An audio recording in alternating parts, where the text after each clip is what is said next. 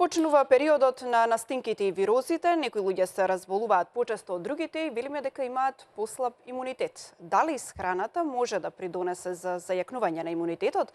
Разговараме со доктор Александар Митов, магистар по здравствена екологија и влијание на животната средина врз здравието. Најнапред, добре дојдовте во вестите на телевизија Нова. Добро ве најдов, ви благодарам за поканата. Ова е прв пат да бидам во вашата телевизија и се радувам поради тоа.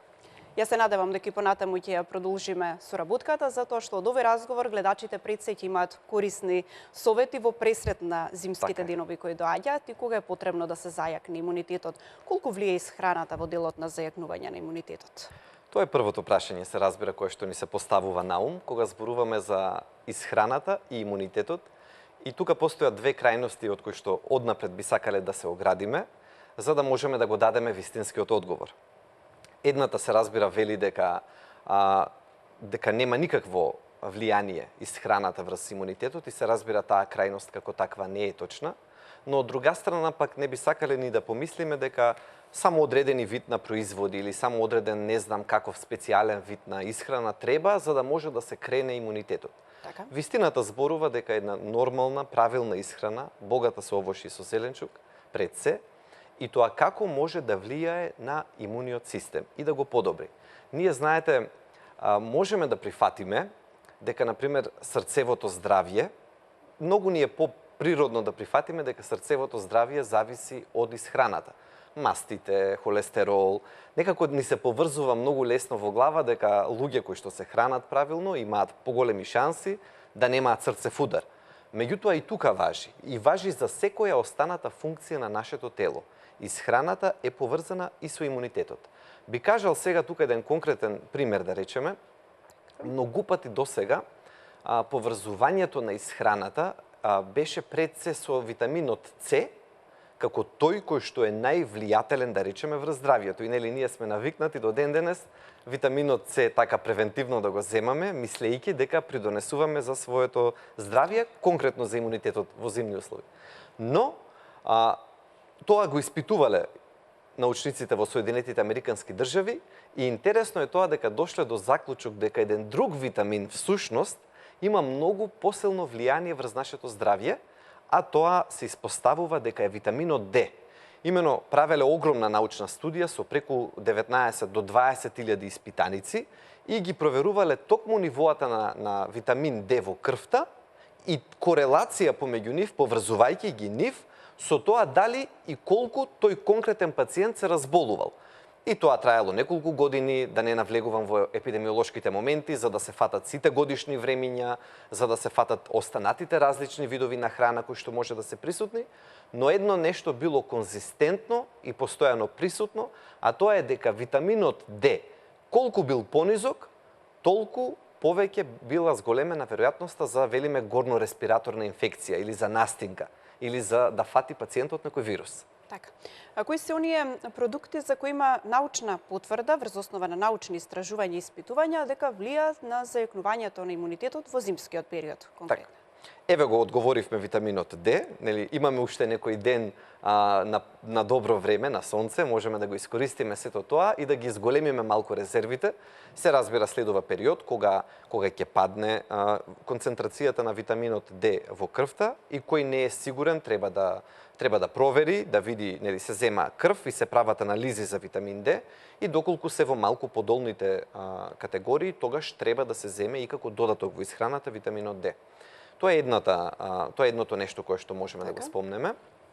Второто многу интересно е станува збор за едно вообичаено овошје, кое што сега веќе е толку присутно кај нас.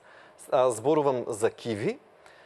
И за нив научните студии многу јасно покажале години наназад, повеќе научни студии, дека кивито всушност многу силно може да придонесе да го заштитиме своето здравје од аспект на инфекциите и вирозите.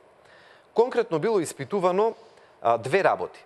Дали се намалува веројатноста да човек да се разболи, тоа е првото, и второто, доколку веќе некој, еве да речеме, подлегнал на некој вирус, така, тогаш дали трае доволно долго, дали може да се намали периодот, да се подобрат симптомите. И одговорот за среќа е позитивен и во едниот и во другиот случај. Конкретно, било испитувано употребата на киви кај деца во зимски период и дури до 50% кај дечињата кај кои што биле давани повеќе киви наспроти банани. Така било испитувањето дизајнирано. На една група дечиња им даваат доминантно киви 4 на ден, а на останати банани 2 на ден. Групата дечиња кои што добивале киви секој ден имале за 50% помала веројатност, како што се покажало во испитувањето, да фатат вирус, нели велиме, да имаат горно респираторна инфекција. Вториот момент кој што исто така бил испитуван и се покажал како точен и исто така е надежен, тоа е дека се покажало дека и ако веќе настапи вирозата, тогаш колку дена ќе траат симптомите и колку силни ќе бидат тие, исто така може да се влие преку употреба на киви. Значи, ако се земаат и во период кога човек веќе подлегнал, тогаш ги скратува деновите кога човек ќе биде под наводници болен, како што велиме, но и силината на симптомите опаѓа. Патем кажано, кивито е еден од производите кој што бара најмалку прскање. Знаат нашите гледачи, нашите граѓани, бидејќи се повеќе кивито почнува да се одгледува во дворови, во градини и знаат самите колку тоа е отпорно растение и дека нема потреба од прскање, дека ќе го даде плодот и без да биде прскано. Тоа е дополнителна причина повеќе во овој период да биде користено. Се почесто се зборува за позитивниот ефект на пробиотиците. Дали е ова научно подкрепено и докажано? Така е. Пробиотиците имаат многу силно влијание. Ако збориме за пробиотици, веднаш да го преведеме зборот, односно да го направиме подостапен за широката јавност, пред се зборуваме за бактериите кои што се присутни во јогуртот. Така би го доближил до јавноста. Значи, тие бактерии кои што се присутни во јогуртот, прашањето е, нели, дали придонесуваат за зајакнување на имунитетот? И одговорот е да. Значи, се повеќе научни студии одат во тој правец и докажуваат дека како се зема јогуртот на редовна основа, односно без разлика. И другото нешто кое што било проверувано е дали се земаат и од кефир, например. И кефирот исто така домашно може да биде приготвен, исто така богат извор на пробиотици. И на тој начин е најдено дека се внесуваат повеќе вакви добри бактерии, бидејќи во нашите црева има многу бактерии.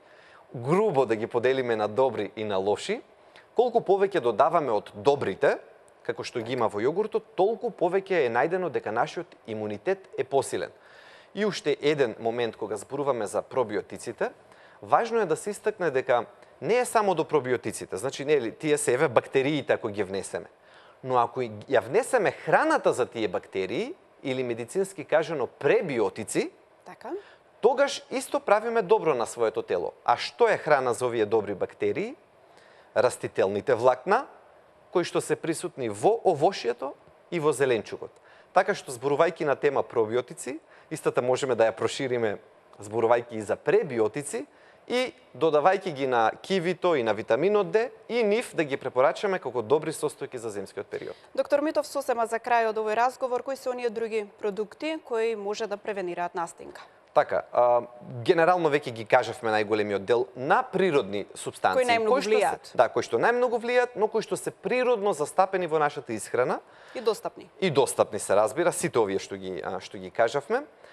Уште една интересна фамилија на супстанции се отвара, станува збор за така наречените бета-глукани, кои што се најмногу присутни во печурките и во квасецот. Значи, тоа се двата начини на кои што бета-глуканите може да ги внесеме во нашето тело. Печурките, било кои, дали станува збор за вообичените бели шампиньони, кои што ги знаеме сите, кои што се најдостапни. Ете така. Или за буковката, ако зборуваме, или за било кои други, сите ги имаат, кои повеќе, кои помалку, но доволни количини, за да направат осетна промена на имунитетот. Убавото кај нив, кај бета-глуканите, е што покрај што ја намалуваат веројатноста за инфекции, за грип, да речеме, за респираторни инфекции, тие го поттикнуваат имуниот систем да ги узголеми бројот на клетките, така наречени природни убици, кои што пак се главната одбрана против малигните болести. Така што гледаме дека тука се отвара веќе една многу посериозна тема, дека бета-глуканите од печурките и од вообичениот квасец кој што го знаеме, дека може да го зајакнат имунитетот не само во правец подобро да се бориме со вирусите, туку и во правец подобро нашето тело да се бори со малигните болести. Ви благодарам за одвоеното време и за овие корисни совети пред се за гледачите. Ви благодарам за поканата.